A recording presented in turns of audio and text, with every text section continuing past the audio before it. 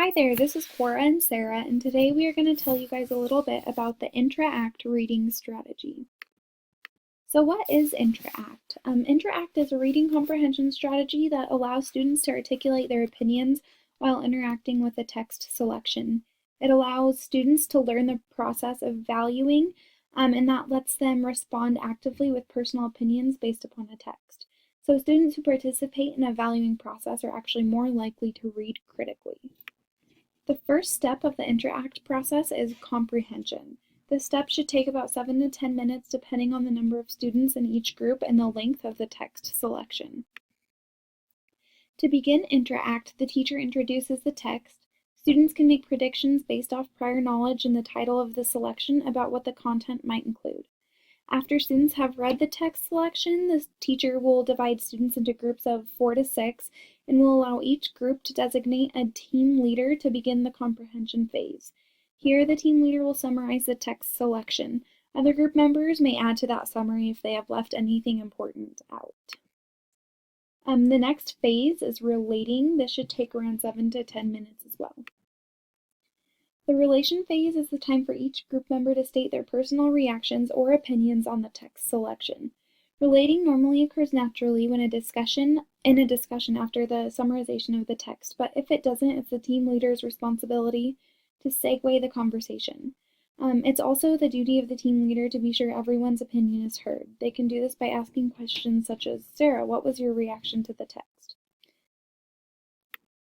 The third phase is valuation. This phase should be fairly quick and take about 5 minutes.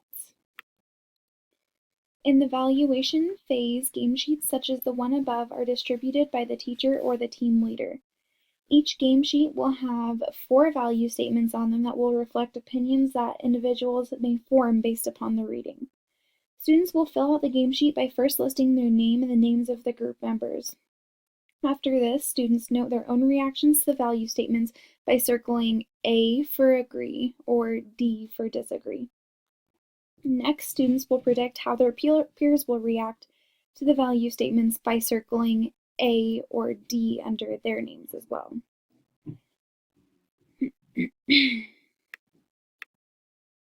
Reflection is the last phase of Intra-Act, and it should be the longest phase of the process, lasting about 10 to 20 minutes. The reflection stage is where students take turns revealing their personal responses on their score sheet and explaining their rationale for choosing those responses. Other group members are marking whether their guesses for their peers' responses were correct or not by marking either a positive or negative sign on the score sheet. This is the longest phase because this is the time for students to discuss, debate, and question responses to value statements to further understand their peers' opinions.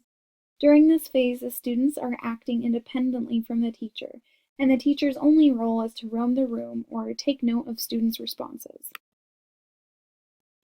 This is an example of Joe's game sheet. As you can see, Joe circled the answers he agreed with in his column.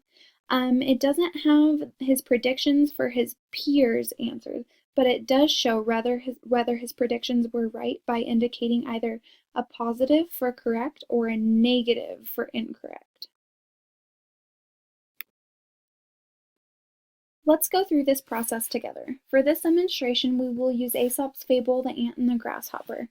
If you are not familiar with this fable, feel free to copy the link below in your browser. We'll also go over a quick summary in the next slide.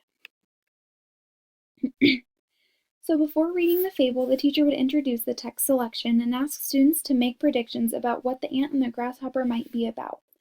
After reading, students will begin the first step by getting into groups of 4 to 6 people and designating the team leader.